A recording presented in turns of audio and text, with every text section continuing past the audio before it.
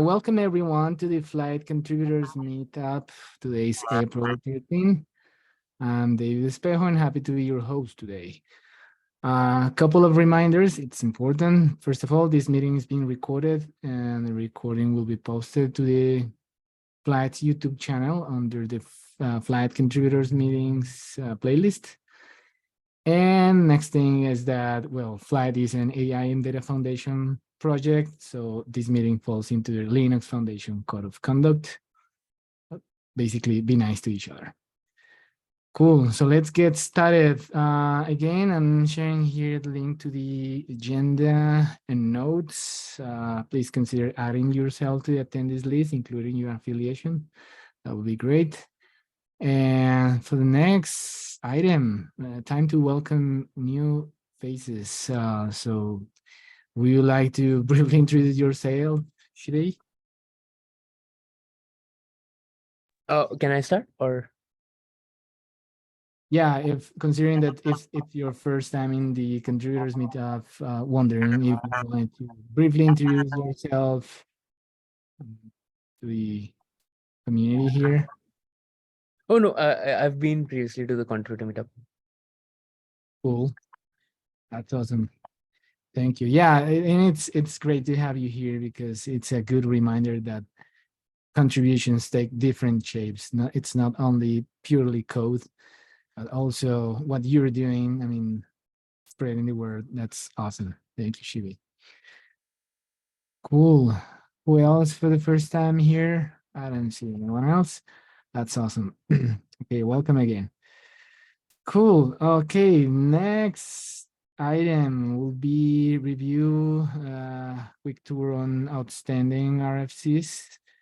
Let me close this thing. And yeah, let's kick it off. So yeah, again, the board with the status of the RFCs, it's available there. So we typically start and we try to leverage this communication channel to give RFCs authors a place to communicate and introduce their ideas. So we will have here Mr. Kevin Su kind of introducing the external plugin service RFC. Yeah. David, can I share my screen? Yeah, that's better.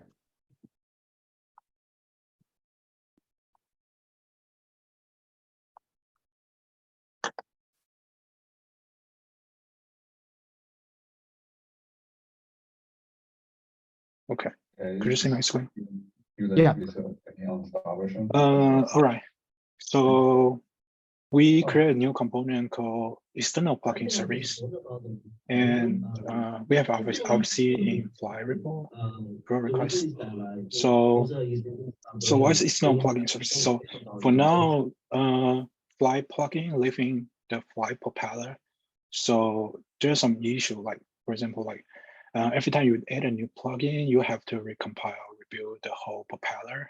And then if you want to add a new backend plugin, you have to write the code to add a new plugin. And then there's another issue is that the dependency conflict, like the variant know that. So when you try to add a new plugin, for example, like add a new version of MPI plugin, they have to upgrade the Kubernetes client API, but they also need to upgrade the Propeller Kubernetes API. So they might have some dependency conflict in the between the Propeller and the Flyte plugin. So what we want to do is that we try to move the Flyte plugin outside of the Propeller. Here, we have the new component called external plugin system. So in the Flyte propeller side, we have a gRPC plugin. It's a gRPC client. It used to send create, get, delete requests to the external plugin system, and all the plugin will live in the external plugin system. And then the benefit of the external plugin system is that you can write your backend plugin in Python. And then all the all the deployment here is stateless, so you can scale out your pods as many as you want. And then to configure, and then you can set out multiple external plugin system deployment. For example, like here we have a external plugin system for production. Here we have a default Flyte plugin here. So you can configure the one endpoint, send the request to the production, specific type tags to the production. And then you can have another deployment, like for development, it includes some custom plugin. So you can send another request to this external plugin system. I can share. I have a question here. Yeah. So if I have maybe MPI v1 and MPI v2 in the same external plugin system, well, the dependency issue is still happening. Yeah, but I mean, you can run that like MPI v1 in this deployment, and you can create two deployment. Like one deployment have v1, another deployment have v2, so you can solve this problem. Oh. Yeah. For now, we only have one plugin, so we ideally want to move all the plugin to the external plugin system, and then we can move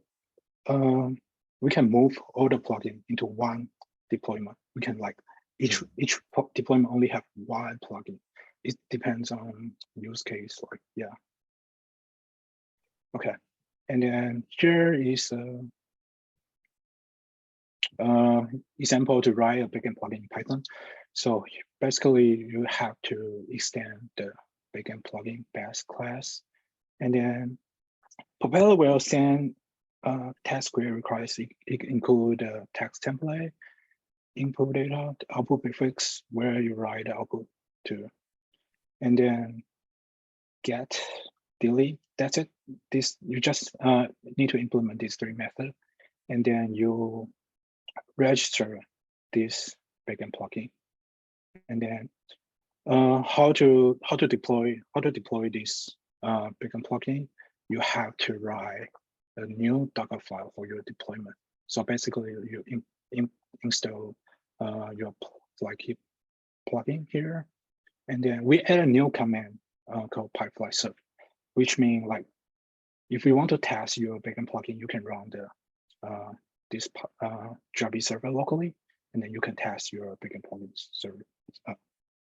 Yeah, and then you build an image and then order the image for your deployment, and then you can configure the different endpoint for your tags. By, for example, like I want if I add a new custom tags in Flyte, I can like I can set all the different endpoint for my tags, like it's no plugin service development, and but by default all the requests can send to the external plugin service production. Like you can set out a different endpoint depending on your use case. Yes. So yeah, basically this is external plugin service system. So does that support the KAS plugin already? No, for now we only have Web API. BigQuery plugin here. Okay. BigQuery is web API, right? Yeah, web API. So you are using like you have a linking Spark tags, right, running on Hadoop. Yeah. So yeah. it's written by web API. So you can add your Spark tags to the external plugin system. Okay. Got it. If we are familiar with Golang, do you see any benefit that we moving to the new plugin system? Yeah, good question. Like I think another benefit to move the older plugin to external plugin system that we move the overhead of the running plugin to the outside of the propeller. So like because you can have many parts as you want. Because in the external plugin system, you can easily to handle more tags in the external plugin system. Okay. Can I say something here too, real quick? Yeah. It is important to note in this that this will be running completely externally. There are a lot of advantages to running some of these Kubernetes plugins within Flyte Propeller. Specifically, we use Informer watches on Kubernetes resources. So like, on the K8s plugin, we detect changes to a pod and then can automatically enqueue the workflow to be reevaluated again. So that's something that just there's a little bit of overhead in having this external plugin system where there isn't this fast feedback loop. So performance might be a little bit worse. And that's kind of the trade-off here is this flexibility of deployment and ease of implementation of external plugins, potentially for performance. We haven't done any extensive benchmarks on this, but something to keep in mind. Okay, thanks. Then I have one question. Like, is it possible to add informal cache in Python? Add what? Add informal cache in external plugin system. Yeah, the problem is that we don't have any feedback loop back into Propeller to re-enqueue the workflow, right? Oh, okay. Oh. Because the communication is only one direction. Okay, I see. Yeah. Thanks.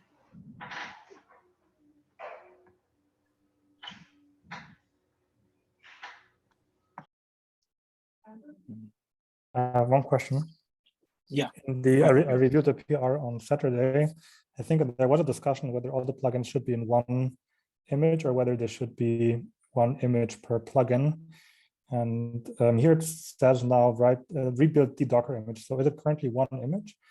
If yes, my question would be, I remember from the plugins in Go that are compiled into Propeller, one of the difficulties is kind of like version conflicts, right? When you want to upgrade one plugin, then all of a sudden you get to upgrade all of them.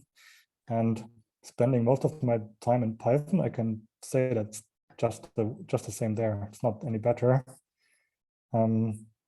So maybe I missed that part, but is it going to be one image for all plugins or one image per plugin? Yeah. Here you can see like these two external plugin system is two deployments. So basically, it's you can use different image here, like one image for this one and one image for this one. So those two images can install different plugin.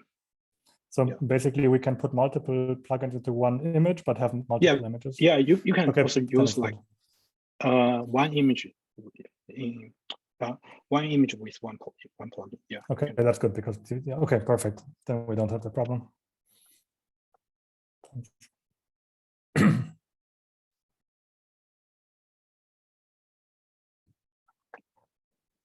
All right.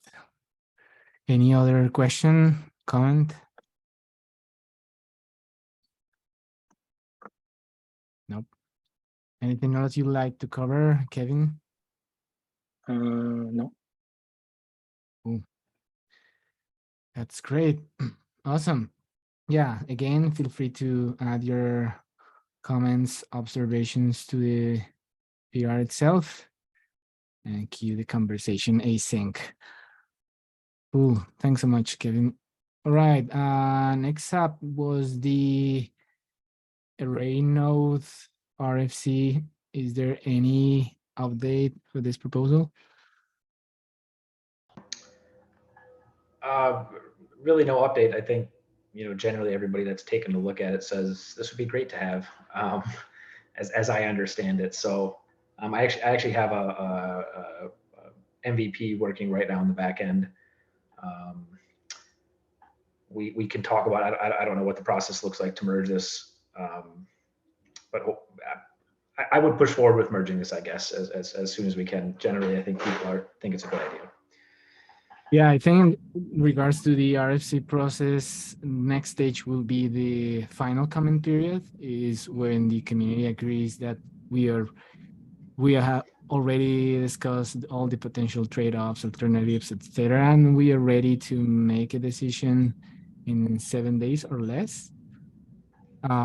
So if there is no objection, we could move this proposal to the final comment period with the intention to merge. Does that sound right, or? Yeah. Cool. Team can merge. Yes, Awesome. Thanks. That's great.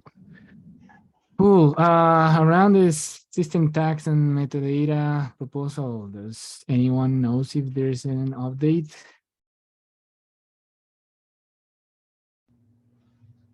Don't think we had any updates since the last time we discussed this. Yeah, seems like no updates. Let me take notes for that. Sorry.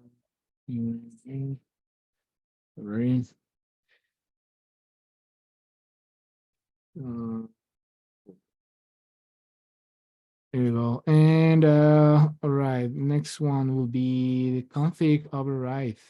For this one, we're still discussing internally, and we'll hold a meeting with E next week. to Okay, discuss on this. Yeah. cool. All right. Thank you. Great. Right, that will be it in terms of proposals, RFCs. Is there any other RFC that we are not tracking here that we should discuss? I don't think so. Okay. Great. Yeah, Niels couldn't join. He was going to present some of the ideas in the incubator. So unless you wanted to discuss some of the ideas here, we could move to the next item in the agenda. Any incubator idea you would like to discuss here? No. Okay, so we can move to the open mic question section, starting with use identity from Byron. Oh. Hi. So is E here? Yes. Oh, Yes. hi. So yeah, do you have any idea on this? We're gonna do it. Yeah. Okay. So, and so we're just thinking, the name will probably have to change Okay. in the message. Hatham and I talked this morning. We're just going through all the use cases that anyone might have, and for the most part, we think a string should suffice for whatever people want. Like, yeah. In what we're gonna call that? I don't know, but something smart Cool. and general, because it might be an email, it might be a username, it might be a number in a string, it might be a like signed certificate, Oh, okay. right? Base64 encoded or something. Like it can be a bunch of things. So Are we going to only use one field, or we can create another proto, including like email ID, blah blah blah? I think one field is fine. If we need more, we can just add it to that field, probably to that message. Okay. We need more what? Sorry. If we need more, we can always just add it Okay. to that current message, the parent Okay. message. Okay. Okay. Let's discuss on the thread. Yep. Okay, could you give us a really quick context on this? Me? Yeah, or Oh, anyone else? Sure. So the context is that we want to add the user identity into the security context because some of our Flyte plugin need the user identity, like my username, to start a job. Yeah. That's it. Okay, cool. Thank you.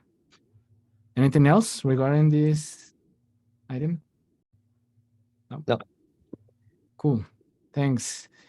Next one from Eduardo, database queries. So yeah, I just want to. This is more like a call to action to the community. I want to have specific point of context. I need you to run a few queries in the Flyte admin and data catalog queries so that we can gauge how big the columns of some of the tables should be. So essentially, I have a list of queries that I want you to run and report the result to me in case they look weird. I'll put in the instructions what I mean by weird. Okay. The bigger context here is that we are moving to a place where people will be able to choose which database they want to run for, admin and data catalog and whatnot. Right now, we only support Postgres. We want to support MySQL and potentially other databases. But in order to do that, we need to run a migration. And you know how database migrations can be. We just want to be super careful and not break anyone. Okay, got it. Thank you. Do you plan to share the list of queries in the contribute? I will. Thank you. Thanks. All right, next up from Yuval, refactor KF operator plugins. Yeah, so there's a PR. So sorry, first time attending this. So should I share my screen or something to talk about this? Yeah, and if you could briefly introduce yourself. Oh yeah, okay. So hi everyone, my name is Yobo. I'm working at LinkedIn. I'm from the same team as Byron.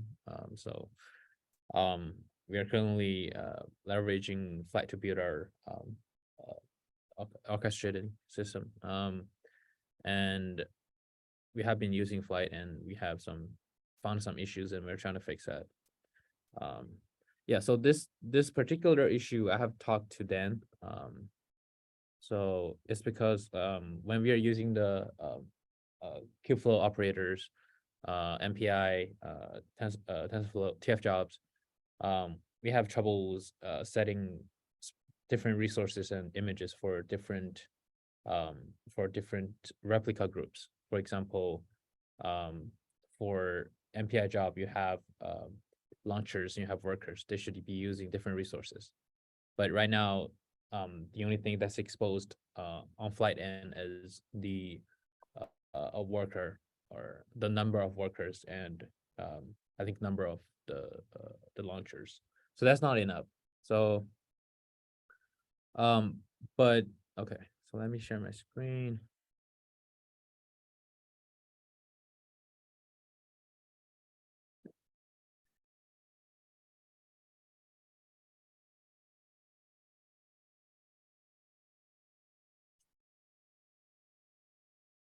So I would like to kind of, can you guys see my screen about this?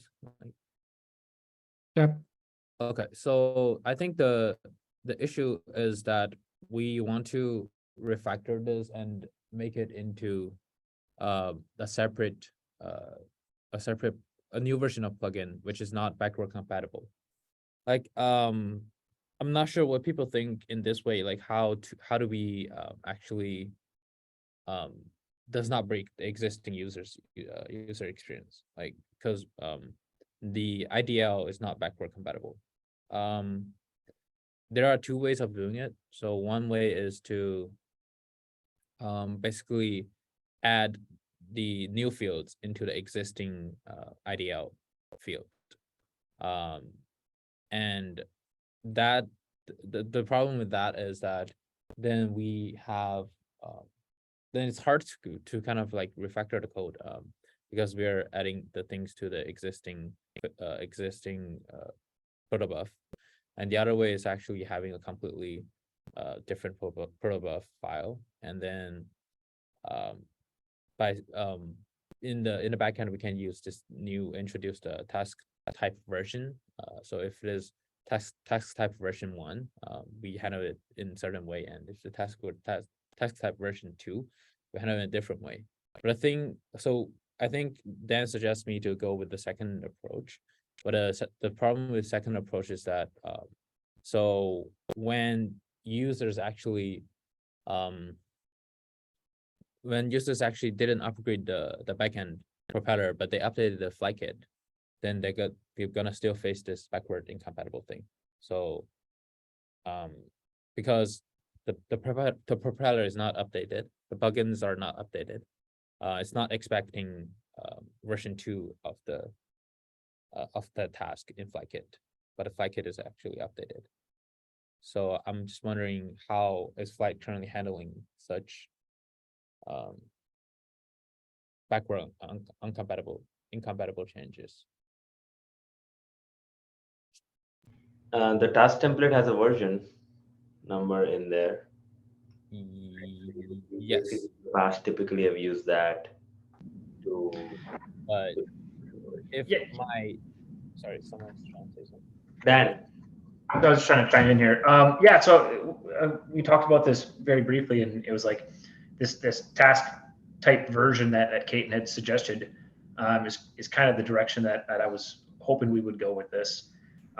Basically, we have a new set of messages for the kubeflow operators that more closely align with how Dask and Ray plugins are done right now, where it offers separate configuration for each replica set, not just the number of workers, but it has resources, it has image, some different things. Ultimately, we'd love to get pod templates into here so that you can, set pod templates for your workers, parameter servers, anything like that. And then in the back end, that will just be task type version 2. And so the idea is that if it's a separate plugin, if a user updates, in Flyte to use the plugin version like 1.5 or 1.6, wherever this would land, 1.6, then the user would be forced to update the backend. But if the user didn't want to update the backend, they could still use the previous version of the plugin because those are installed separately from Flyte. And so it kind of offers a path for maintaining on their current version, or if they wanted to use the new one, they would have to update the backend. I think that's a sane way to do it. I think that's how we've done it in the past. But if anybody has any thoughts, very, very happy to discuss it. yeah, but there is one problem over there, that it's just that if you update Flyte and don't update the backend, then you will hit an issue because Flyte will start using the new version number. But that's a compatibility matrix that you can probably say that, hey, if you want to use this thing, it should be Flyte backend greater than. Correct. Yep, and that's exactly what we were saying. And then if you're not okay with that, you can downgrade your Flyte plugin version because these are installed as separate packages, and use the old version. So I have this question. So should we first make a PR in the propeller or the plugin to add the error message or the warning message saying, hey, this propeller version is not going to support the new version of the Flyte? No. But how would they know that? They're just going to see that the task template, like there will just be some error message in the propeller. Oh, not propeller, right? It will probably be an error message in the UI saying unable to parse or something.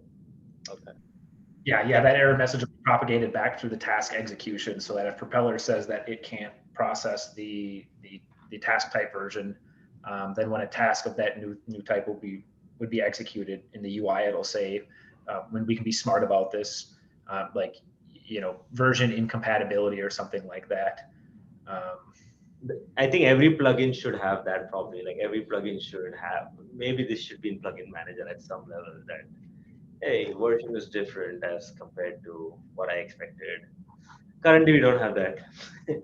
That's one thing that we could do, Yubo. It's basically give a nice message that your Flyte or your plugin was compiled using a version that is compatible with the backend.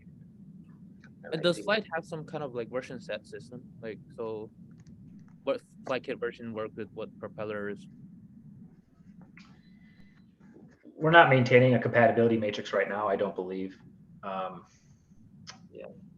But we don't. 1 everything works with everything, right? Yeah, I was going to say we don't frequently come across incompatibility between versions either, though. We do everything we can so that everything works. Yeah, our goal is to keep 1.star compatible throughout. But now there will be cases like this, which are like individual plugins, right? The core is 1.star is compatible throughout.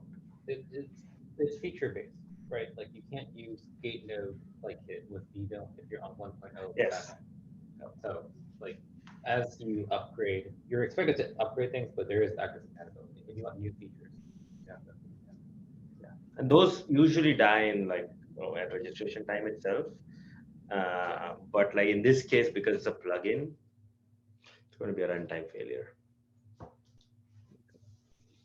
Yeah, because at one time I think there was like a bug about the dynamic workflow in Flyte 1.1.0 or something, and when I use it, it just gives an error, and I have to search for like in the issues to see, oh, this version actually, like this feature does not work for dynamic workflow. I think it was, so yeah, there like like there's no like messages or descriptions on like individual versions, like what's missing from there. It's very hard to do the wide surface area, but I think overall we should try and come up with a compatibility matrix. That would be very, very useful. That features XYZ need. Like that table already exists, but it's implicit right now. I think we can spend some time like to make it more explicit, And I'll be curious to know, Yuval, what was this bug? Like we should probably add that to the matrix. Yeah. Yeah. What was the issue? I can look it up real quick. But,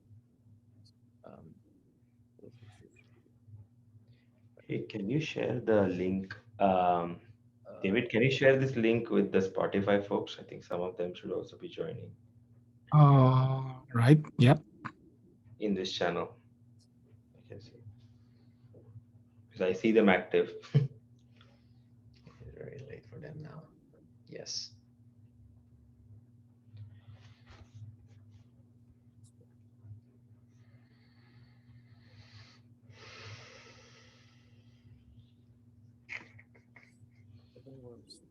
Okay. I can't remember, but I'll post it maybe in the link or something about that issue. Okay, cool.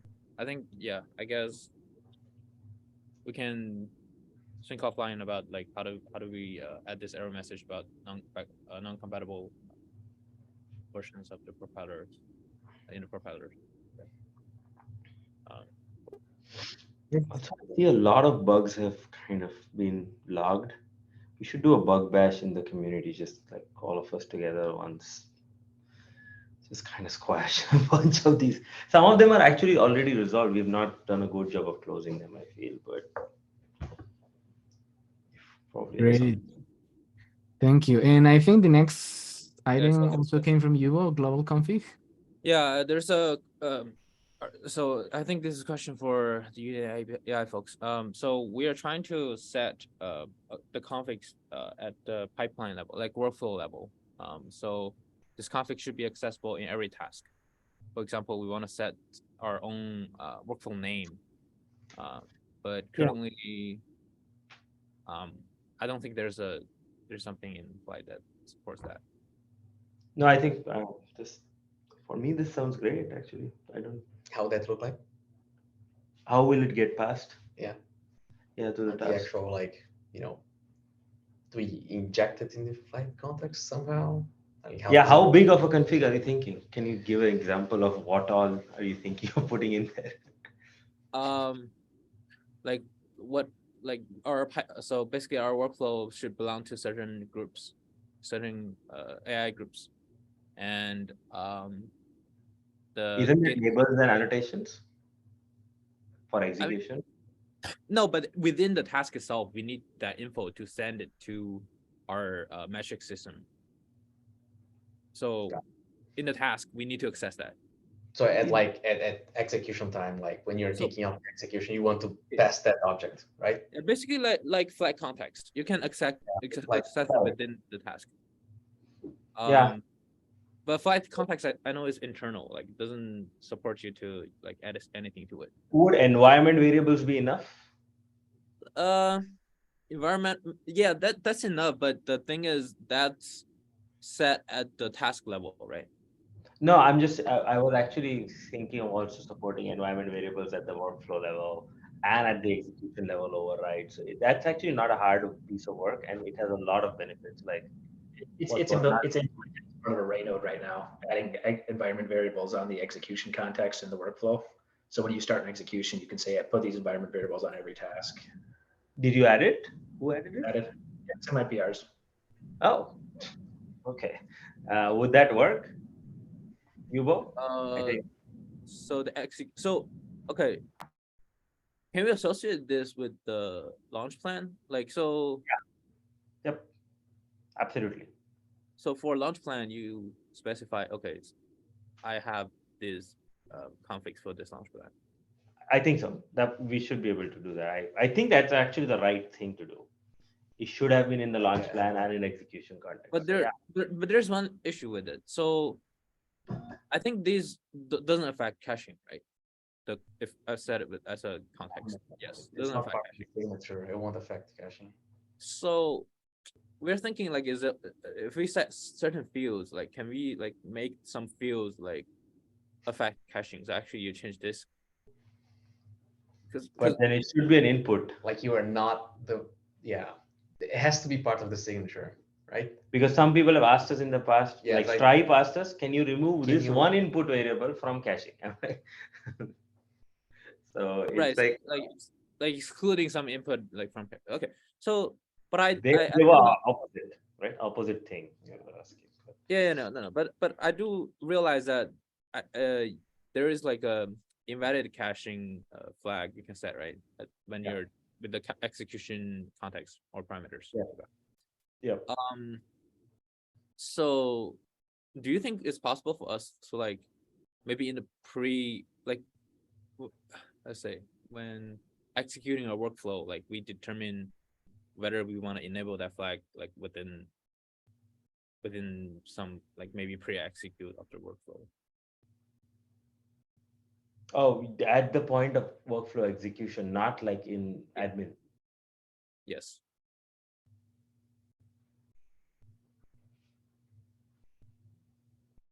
We don't support that today, but seems like whenever caching happens, I find all kinds of dangerous situations in that. You have to be careful. But even like in launch plan, like be able to expose. I think launch plan exposes already. Yubo, are you thinking like maybe, I guess, what does that process look like for figuring those out? Are you trying to launch like a pod that determines this, or is that just like some weird webhook thing? No, it should be so like for a launch plan, so if this field is like changed from let's see, yeah, I guess conceptually it wouldn't make sense. Okay, so basically it's just we have this like base pipeline directory that where every single task should write under this path, like a prefix to the path, and we would like to set it for every single task. And once user change that should change like every single task, and the cache should be invalidated, or the retention config. Like we have this retention config for. This is raw output prefix. It already exists. No. But yes, but it doesn't work with the HDFS. Like I know, like you guys have S3 or like. It should work with HDFS. It can work with root file system. We actually tried it with like FSX for Luster, or like NFS, right? We tried it with NFS. It works. Oh. Yeah. So the raw output prefix is you just have to choose the right plugin. I think now that it's FS spec, everything is FS spec. HDFS should be a plugin in there. So if you use HDFS plugin, raw output prefix will do all the right things, and it will impact cache correctly because it's an input and output automatically. Yeah. That will work if like if all our tasks are implemented in Flyte way, but unfortunately we have some like external, as a Spark, like you send it's a web API. Yeah, but raw output prefix is available in the context. Okay, we can. So you can say current context that get raw output prefix and do whatever you feel like with it. Like, oh, nice. So then, so then for you, and you can decide to create a new output, right? Which is different. And then cache will be different. Okay, so actually that determines that invalidates the cache if you set the output. Not for that task, right? Because that task is running already because you are in the current context. But let's say in the downstream, anybody who uses that input, if the path is different, it is a different output, right?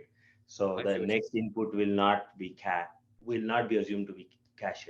It will be just a new. Let's say about retention config, like how long the artifact gets kept.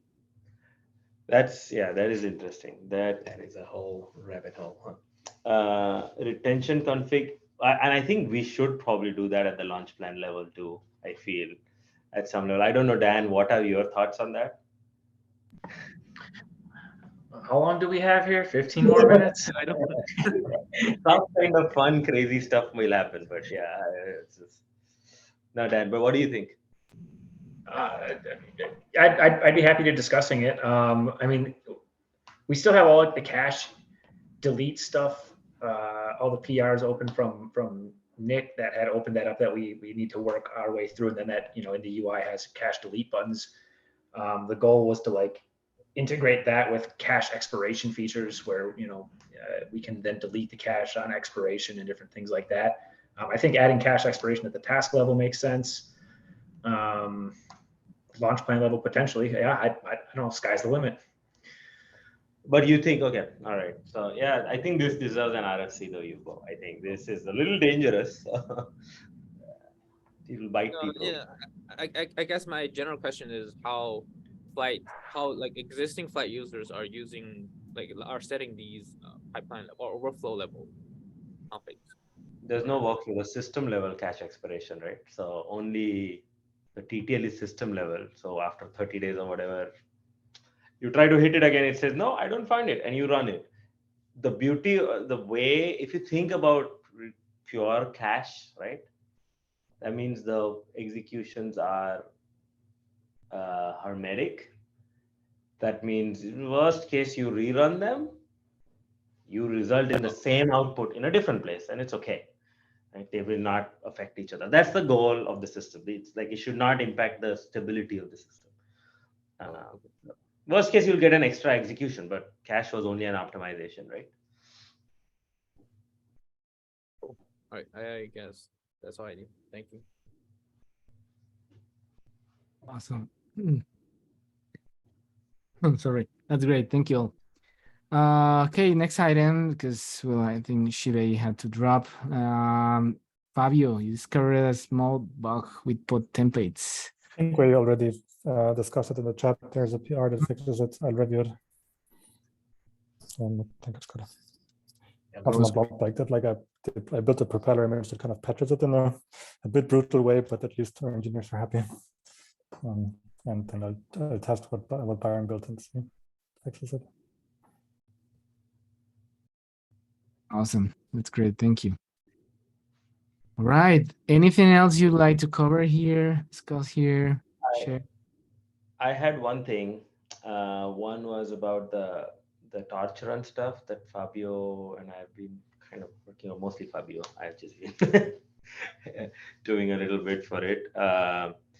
Fabio, if I'm going to use this forum to quickly discuss, so where do you think it is? What should we do next? I think it's pretty far. The only problem that I have with it currently is that I think the rendezvous config of PyTorch is not correct. Rendezvous is basically this thing where all the workers talk to each other. And I was able to run it locally, or let's say yes, locally, or in a single pod with one worker, and also in multiple pods with the PyTorch operator. Sometimes they weren't able to rendezvous. I think it's just a misconfiguration somewhere. What I will do, I guess, on Saturday morning is that I will take the minimal working example from the Keyflow training operators repository and run it locally on my notebook, run it in the PyTorch job, but without Flyte, and then just print the config and figure out where the difference is. I hope that there's kind of small difference somewhere, and if that's the case, then I'll adapt that. And then there's a PR in Flyte IDL where I introduced like an elastic config similar to the PyTorch one. There's a PR open in Propeller draft PR where there's basically just an if statement. If this elastic config is set, let's put it into the PyTorch job. Yeah. That already works. It needs tests basically, but it works. And Yeah. on the Flyte side, it's also working in principle apart from this kind of rendezvous config thing. So I hope that it kind of works on Saturday morning. Let's see. Yeah, let's see I how, did how try. deep the rabbit hole is with the rendezvous thing. I've been trying only on one machine, and I tried with Alpaca. It worked. So now we are trying to just scale up Alpaca. But were you working? But were you able to rendezvous? No, with so one I'm machine? using the C10D, the local Okay. run. No, That but I'm also trying to use C10D. I haven't tried it with another one. Oh, but I think for the distributed one, you have to use etcd, right? No, I think C10D is also fine because then it opens a service for the master one, and then basically it's running on the master, and the other ones they just talk to the Oh, really? C10D in the master, I think. But then you need a server, like service expose, port expose, all of those things. I don't know if that's. How does I think it does. It takes care of that, honestly, because when you set the, I need to take a look at how exactly it works, but when you set C10D as rendezvous backend, then it sets the environment variable, how's it called, master address. It sets it to the service for the master pod. And so from that, I take that it basically runs C10D and all others just use that one running in the master. But I need to look exactly at how it needs to be configured to work. So the is happening using this rendezvous server, the C10D or etcd. It says it can use etcd, but then you have to give it a service account to talk to etcd, which is kind of dangerous, I feel. But I mean, yeah, in the kubeflow training operator repository, there are two examples, and one of them, I think they have a deployment that runs etcd, and then you use that one. But in the torture documentation says that kind of the one they recommend is C10D, not etcd. But I'm not 100% sure. But from what I understood so far is that you can basically just use the C10D that is running in the master replica. Yeah, but if you look at the torch run code though, torch elastic, the default rendezvous configuration is etcd. I don't think it is. No, it is. If you go inside and look at the code itself really? in the library, it's etcd as the default, and C10D is for the standalone mode. Okay, I need to check. So just check. I guess maybe we probably. So that's one part. So that's good. Like I think we can get it all combined. I'll also do some tests, and I can help you with certain things as well if you want. Maybe over this weekend. But this is great. I think that this actually the experience is so much better. I was also then looking at Hugging Face because of the checkpoints, and we are working on Hugging Face checkpoints. We'll probably contribute it back into Hugging Face. So that way anybody who uses Hugging Face can just directly use checkpoints out of the box on Flyte. But then the third one was deep speed. I answered in the chat just before the meeting. I'm not sure if you saw it. Oh, I didn't see it. Sorry.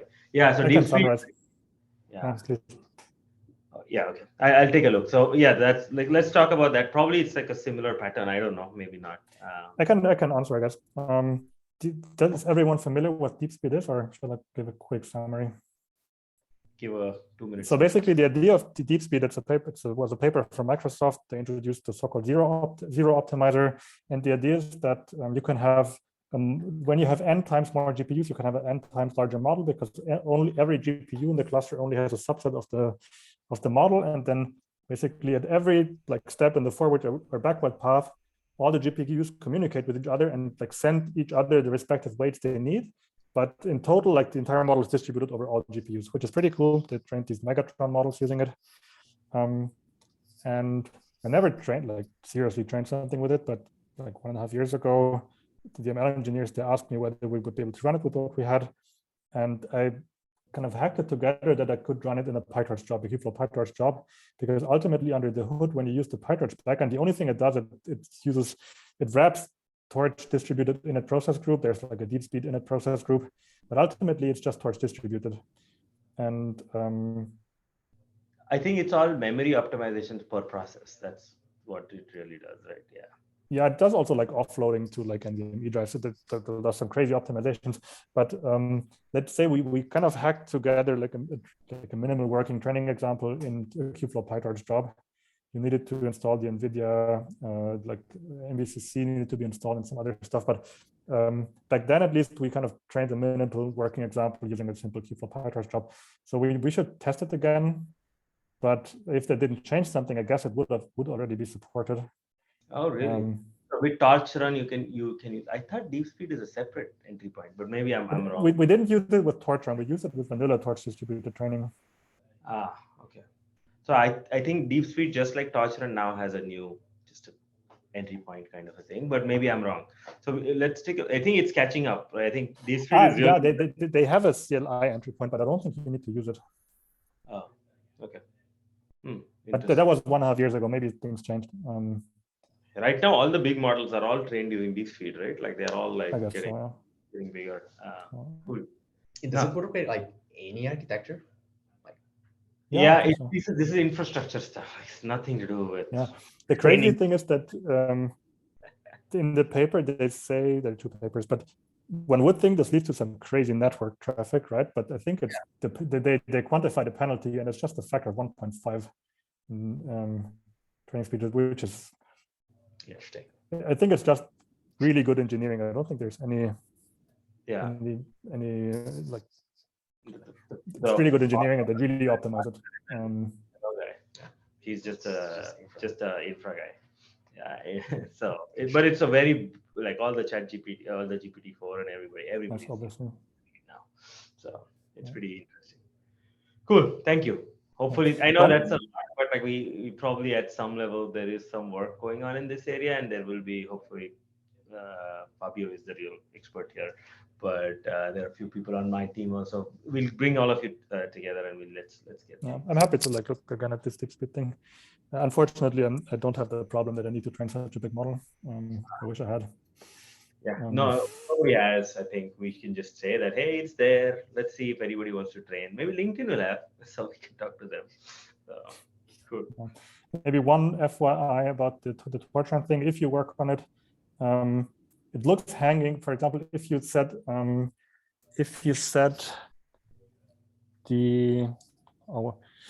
basically, if you configure it in a way that waits for another worker, but you run it locally, then it will appear as if it's hanging because it's waiting for the rendezvous, and by default it doesn't log. So it just appears to deadlock. It doesn't deadlock. It's just it appears to be hanging, but it doesn't hang. You need to set the lock level in for Torch Elastic to, I guess, info or debug. I don't know, but then you will see that it's trying to rendezvous and then it fails, and then it tries it again and it fails. Then there's an exponential back off. We need to catch that in a nice way because like it takes a few minutes to figure out. Yeah, so maybe we should enable that logging by default, which we can do, right? Because we have controlled the entry point now, so we could just probably set that up. If you play with the rendezvous config and figure something out, just please write it in the chat. I'll do the same. I will. Once I get a chance, I will try. Yeah. Cool. Thank you. Amazing. Awesome. That's great. All right. Anything else that you could cover in 4 minutes or less? I don't think so, right? Okay. Yeah. We should, next one, probably we should like make Kevin demo the backend plugin system, like the Flyte plugin system. I don't think he has demoed, right? And this group should see it earlier and probably. So we talked about it. Oh, we did. The RFC, but not the demo. Not demo. Yeah, not demo. Yeah. We should probably go through a demo, and we should probably just like to bring everyone up to speed, because I assume like the contributors here probably within their company are the experts of Flyte. Yeah. So like if we can have a more in-depth demo for like just administering. Yeah. Right.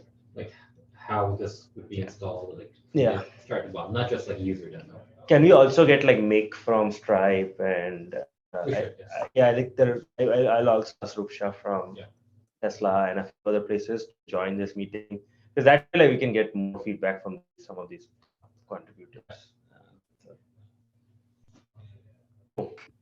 That's great.